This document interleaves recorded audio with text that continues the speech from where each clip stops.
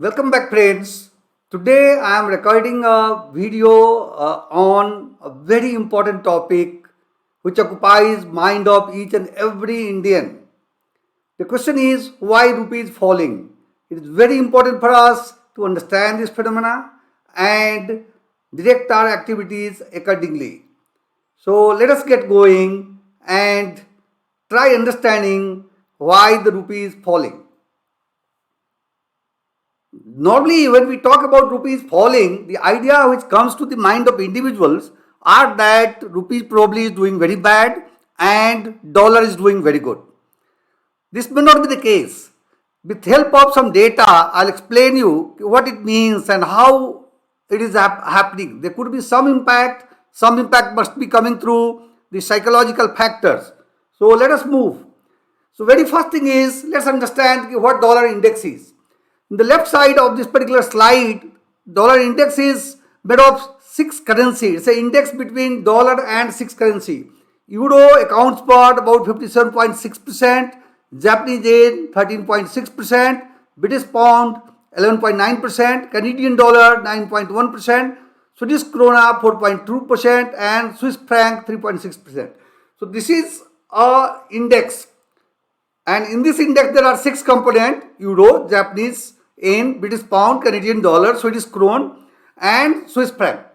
Now, whether rupee goes up or down, it has to do nothing with the dollar index. So dollar index performance will be with respect to these currencies. So on the right hand side, I have plotted the chart for 3-4 years. It's a dollar index chart. So when you look at in 2020 it peaked, then it started coming down. It took a beating and came to 90% level sometime in the beginning of 21, and then from that time, sometime in the middle of 21, this has a one-way trip actually. And if you remember, this is nothing but the COVID time. And COVID time, the economy brought in a lot of relief to their nations. Like US printed a lot of dollars, they gave a lot of subsidy, a lot of help to their fellow citizens, and quite a few other countries also followed suit actually.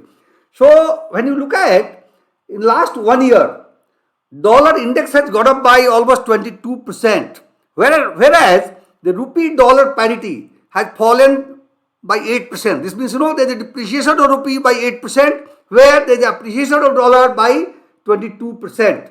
This means when you compare with the developed economy like Eurozone, Japan, Britain, Canada, Sweden, and Switzerland, these currencies have fallen 22%. Not to say that we are better than others, but to some extent that is what it is.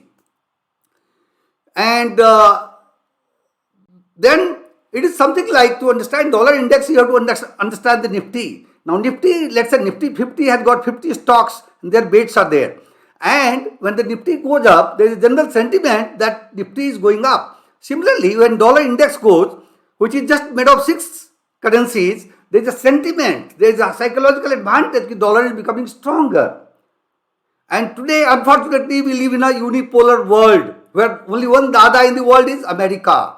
So they print dollars at their will. There is no backup plan, but they print dollars, and dollar is the only accepted currency across all the trades in the world, major accepted currency.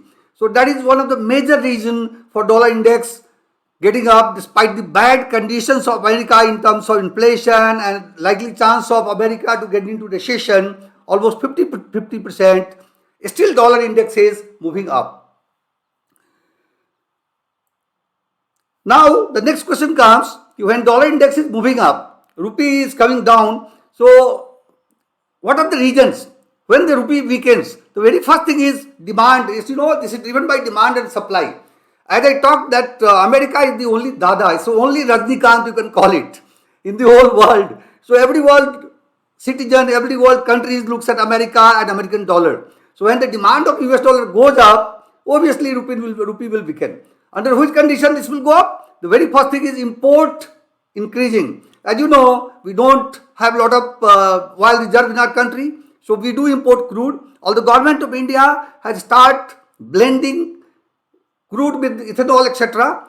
To the extent of 20% they are going to achieve very shortly. To that extent there is easing out, but increasing urbanization, more and more people buying cars, and demand of crude is going up. Second is India is the largest consumption country for gold. Somehow we have got fascination of gold thanks to the current generation. The ladies who are office going, they are not very fond of gold, and therefore the demand will start coming down slowly. But I think in our time, a lot of people have been buying gold and reserving gold. That is another reason, and we import gold. Third is electronic items, certain specialized pharma products. We are all gung-ho about electronic items, and that is adding to our import, and which is making the rupee weaker. Then the question could be whether it also happens to do a stock market. Yes, today stock market is a global market. When FIs sell stocks, then rupee becomes weaker. How? Because when FIs sell, they would like to repatriate dollar. This means they will be selling in rupee, and from rupee they will be buying dollar. This means demand for dollar is going up, and therefore rupee will become weaker. Similarly to the reverse, when FIs start investing in the country, rupee will start becoming stronger. So in last 5-6 months, FIs on an average have sold about 50,000 crores per month of shares in the stock market. That is one of the reasons for weakening rupee. And the next one is global uncertainty. Since dollar is the only currency which is accepted universally, so any uncertainty which is happening in the area of the world strengthens dollar automatically, irrespective of whether US economy is doing good or not. So one thing we have seen is war between Ukraine and Russia has been going for a long time, and that is pushing the world to militarization, and that certainly is impacting the demand for USD. Secondly, economic slowdown.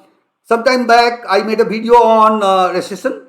So even today, the chances of US economy and European economy going to recession is very high. US is about 50%, and Europe is almost 70% in terms of getting into recession. So under these conditions, obviously, the demand for dollar goes up. And the moment demand for dollar goes up, rupee becomes weaker because dollar is the reserve currency. And therefore, it becomes very important for us to understand this phenomena. This may not have to do a lot with our own performance in the country. But since we are a part of global market, we are a part of the whole market, certainly index is becoming stronger, so obviously relatively we are becoming weaker. So when you look at the performance of Indian rupee vis-a-vis many currencies of the world, we are much better, but still, in our case also we have inflation. Relatively could be smaller than the other nations, but still we have inflation. And very largely it is being driven by the global forces. So under such condition, the question comes, what we should be doing? What are the impacts of this particular falling rupee? Whether rupee is going to stall at 82, 81, 90, 81, 80, it has come now. Whether it is going to stall there or it will go further, there could be views. It all depends how the situation is going to pan out. With China uncertainty, China is trying to attack Taiwan. If that happens and you have got similar situations coming in, there will be deterioration. Irrespective of whatever we do, it won't matter really. And then maybe our slide will be relatively smaller, but we will slide. Let's understand that we will slide and we will suffer. That is the way it is likely to be. Now, it is very important for us to understand what are the impact on us when the rupee becomes weaker. So let us try understanding that. Impact of weakening rupees. The very first thing is import become costlier, because when you are buying things in dollar and dollar is becoming stronger, obviously all the imports will become costlier, like crude, medical supplies, particularly specialized medical supplies, foreign debts. Because when we take loan in foreign country, our corporates take loan at a lower rate, but those loans are designated or denominated in USD or foreign currency. Since those are becoming stronger, obviously foreign debt will become, all the US loan will become expensive for Indian companies. So those will create impact on Indian economy. But if you have taken loan from, let's say, a country like Japan, which has currency has depreciated 20% compared to Indian depreciation of 7-8%, then you are better off, because then your foreign debt becomes cheaper. So any import, if you are doing from Japan, in terms of Japanese yen, you are better off. So it goes both ways. So I think, friends, we have to be very careful in terms of understanding what are the implications. So gold and foreign travel. Now obviously the new generation, they have been traveling abroad a lot. So it's a time you should travel to a country which is a cheaper country, not a US dominated, dollar dominated country. Go to Vietnam, go to other Asian country whose currency is worse than Indian rupee. Your travel will be cheaper. So that we need to understand. Export will be cheaper. So it is good for exporter. Once dollar is getting stronger, then all the software company for the same earning, they will get more rupee. But the trouble is, after some time, your partner, they start negotiating. And the actual impact of increase in dollar is not realized fully. But well, to some extent, depending on your power between the company, you will still be better off. So software, generic pharma. Unfortunately, we import specialized pharmaceuticals and we export generic. Generic is lower priced. Well, but still we do it. So the question comes, like under similar situation, what we should be doing? What it happens? What impact it happens? So obviously, our relative position with bishram is, let's say your brother is living in US and his worth is 1 million and you have been in India and your worth is also $1 million in rupee terms. So what happens is when the dollar starts appreciating, you become poorer and your brother is becoming richer. That is for sure in terms of dollar parity. But this game is all about impact of index, impact of single dada or only Rajnikant in the world, which is US, and despite of you doing a lot of effort, you may not be able to really impact fully. Now RBI can step in and start buying rupee. Start buying rupee by selling dollar, but we have got reserves. Reserves position is good, but we can't do that for long. So therefore it becomes a two-way sword and it becomes very, very difficult for even a regulator or government to manage the situation. So in such situation, what will be the conclusion? The conclusion is, it matters if your rupee is looking stronger, because what happens in that case, certainly it's a question of respectability also, because your rupee is much stronger compared to other currency. That bit is very, very important. And then the second thing is, since India has a very large population, one of the reasons for our GDP growth under these conditions and one of the reasons for controlled inflation is a consumption-based economy. So we have to be more dependent on our own production and produce and consume locally. So Government of India call Make in India. That program I think should be made more and more successful. And if you do that, if you avoid foreign goods, I'm not saying boycott them because in global era you can't do that. But if you depend more on Indian goods, primarily you are helping your country, you are helping yourself, and then you are becoming resilient in such conditions where the fluctuations happens which is not controlled by you solely. And finally, the very important conclusion is, we live in unipolar world. So I think we have to make effort to move from unipolar to multipolar world. India and China, these are emerging economy. China is already a sort of like a very large economy, although of late China has not been doing that good.